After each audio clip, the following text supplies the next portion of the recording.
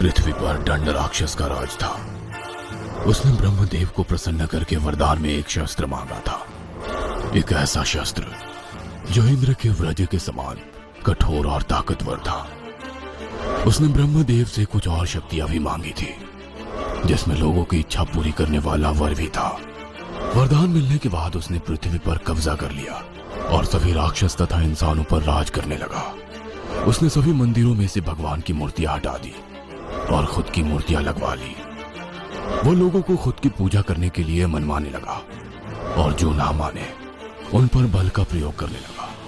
लोग उसकी पूजा करते और दंड राक्षस खुश होकर उनकी सभी इच्छाएं पूरी करता, चाहे वो इच्छा अच्छी हो या बुरी। बुरी इच्छाएं मतलब ऐसी कि अगर दो भाइयों में से एक भाई इच्छा मांगे कि मेरा दूसरा भाई मर जाए और पूरी जायदाद मुझे मिले, या फिर कोई चोर इच्छा मांगे कि मैं किसी अमीर आदमी के घर डाका डालने में सफल हो जाऊं, तो उनकी इच्छा पूरी हो जाती।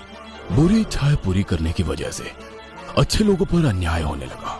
तब सभी दुखी लोगों ने ऋषि मुनियों से मदद मांगी और मुनियों ने इंद्र से। तब खुद इंद्र स्वर्ग से अपनी सेना लेकर पृथ्वी पर आए और उन्होंने दंड राक्षस से युद्ध किया। लेकिन दंड राक्षस को मिले हुए शस्त्र की वजह से वह अजय था। तब इंद्रदेव ने अपनी शक्ति से उसे मूर्ति में तब्दील करवा दिया और जब वो पत्थर की मूर्ति में बदल गया तब उन्होंने उससे वो शस्त्र छीन लिया और पृथ्वी दंड राक्षस के अन्याय से मुक्त हो गई। इस कहानी के लेखक हैं धीरज कुमार सालुंके। शेरू खंडिया के पिता का पालतू कुत्ता था। उसका सर पत्थर से कुचला गया था। वो देखकर मैं बहुत ज्यादा घबरा गया। मैं सोचने लगा कि शेरू को इस तरह से कौन मार सकता है। खंडिया की मम्मी अभी भी जोर जोर से रो रही थी। मैंने भीड़ की ओर देखा तो उसमें मेरी आई खड़ी हुई मुझे दिखाई दी। मैं आई के पास जाकर खड़ा हो गया और आगे का नजारा देख मेरे रोंगटे खड़े हो गए। आगे खंडिया के पिताजी की लाश पड़ी थी। उनका गले का मांस गायब था और चेहरे पर खरोंची थी, जीभ मुंह से बाहर निकली हुई थी। खंडिया की मम्मी लाश के सामने बैठी रो रही थी। खंडिया लाश से दूर बस अपने पिताजी की लाश को घूर रहा था, लेकिन उसके चेहरे पर अपने बाप को खोने का कोई गम दिखाई नहीं दे रहा था। ठीक से बताइए क्या हुआ था? एक पुलिस अफसर ने खंडिया की माँ से पूछा। सुबह खंडिया की चीख सुनकर मैं घर से बाहर निकली तो आंगन में जमीन पर खंडिया के पिताजी खून से लथपथ पड़े दिखाई दिए और खंडिया शेरू को मार रहा था। उसने शेरू के सर पर पत्थर से हमला किया और शेरू जमीन पर गिर गया।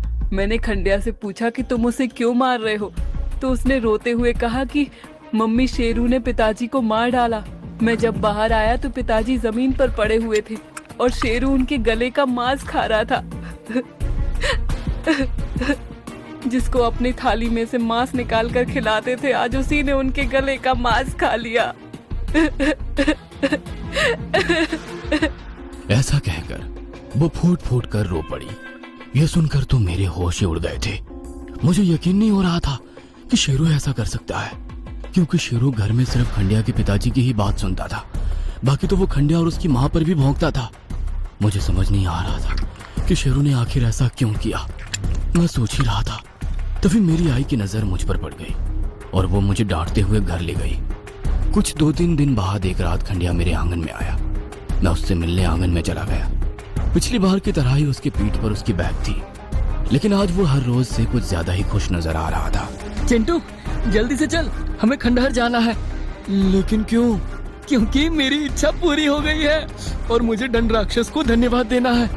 लेकिन तुम्हारी कौन सी इच्छा उस राक्षस ने पूरी की है? मेरे पिताजी मर गए हैं। वो खुश होकर बोला। मैं जरा सा उलझन में पड़ गया। क्या मतलब तुम्हारे पिताजी मर गए हैं? क्या तुमने राक्षस से उनकी मौत मांगी थी? हाँ बिल्कुल, उसने खुश होकर जवाब दिया। उसका जवाब सुनकर मैं कुछ देर चुप हो गया, लेकिन मैं अंदर से उससे बहुत ज्यादा गुस्सा था। कैसे बेटे हो तुम? तूने खुद के बाप की मौत चाही?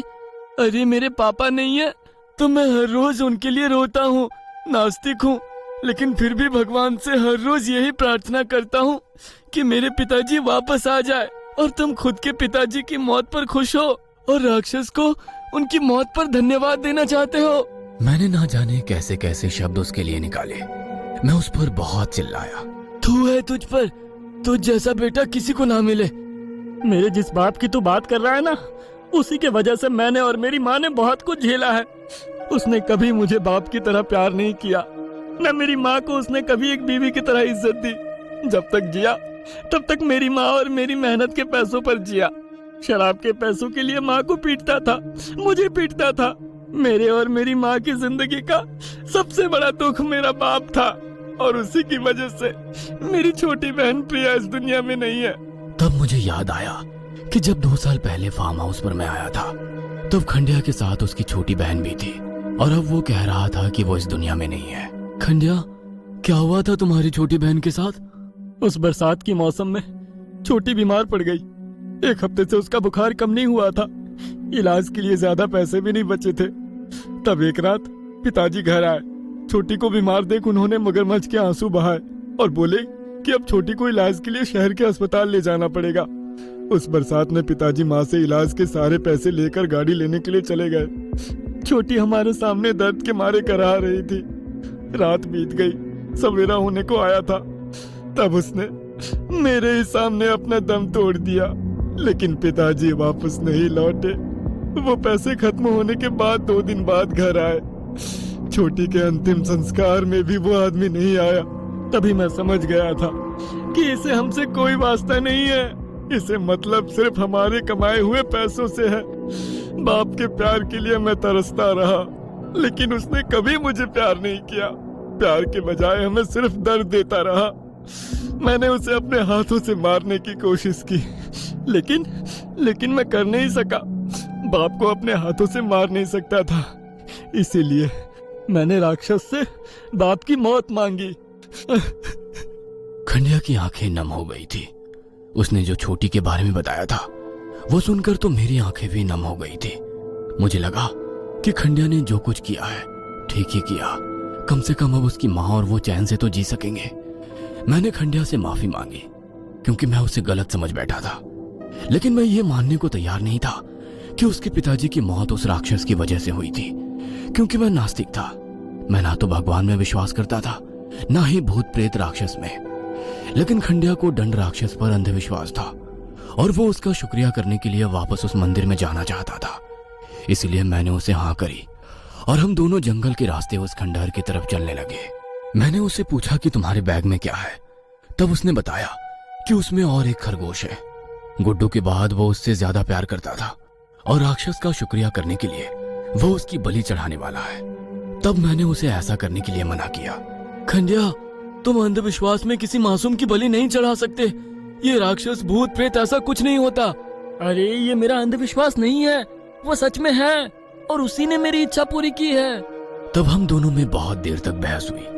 मैं ये मानने को तैयार नहीं था कि वो राक्षस है। तब खंडिया बोला, ठीक है, अगर तुम्हें ये सब झूठ लग रहा है तो तू खुद उस राक्षस को देख। मैं इस खरगोश की बलि दूंगा और वहाँ से चला जाऊंगा और कुछ दूर झाड़ियों में छुप जाऊंगा। लेकिन तुम वही किसी दीवार के पीछे छुपकर उस राक्षस को मरे हुए खरगोश को खाते देखना, तब तुम्हें मेरी बात पर विश्वास होगा। मैं बस खंडिया को झुठलाना चाहता था। मैं जानता था कि खंडिया इन 2 बलियों पर रुकने नहीं वाला है। वो आगे भी अपने अंधविश्वास में और जानवरों की बलि देगा। इसलिए उसे दंड राक्षस के अस्तित्व को झुठलाना बहुत जरूरी था। मैं तैयार हो गया। खंडिया ने राक्षस की मूर्ति के सामने उस खरगोश की बलि दी, और वो वहां से चला गया।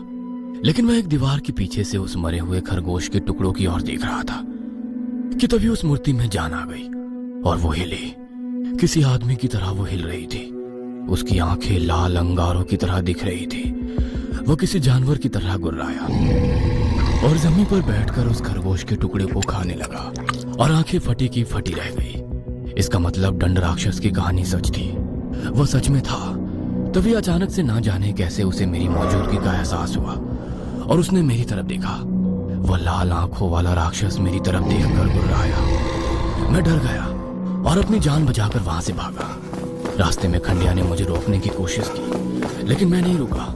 मैं सीधा फार्म हाउस जाकर रुका। मैंने खुद को अपने रूम में बंद कर दिया। मैं बेड के नीचे छिप गया। मुझे डर लगने लगा कि कहीं वो राक्षस मेरा पीछा करते हुए मुझ तक ना पहुंचे। उस रात मैं बेड के नीचे ही छुपा रहा और ना जाने कब सो गया। लेकिन टेलीफोन की रिंग से मेरी आंख खुल गई। मैं बेड से बाहर आया। मैंने घड़ी की ओर देखा तो रात के 12 बज रहे थे। मैंने फोन उठाया, तब फोन पर खंडिया था। वो काफी डरा हुआ था और रो भी रहा था। चिंटू, मुझे बचा, वो राक्षस मुझे मार डालेगा। मैंने अभी सपना देखा कि वो राक्षस मेरे ही कमरे में आकर मुझे मार गया। ये सुनकर तो मेरे होश ही उड़ गए। खंडिया के सभी सपने सच हो गए थे और ये सपना उसे आया। इसका मतलब ये वाला भी सच होने वाला था। लेकिन वो तुम्हें क्यों मार डालेगा?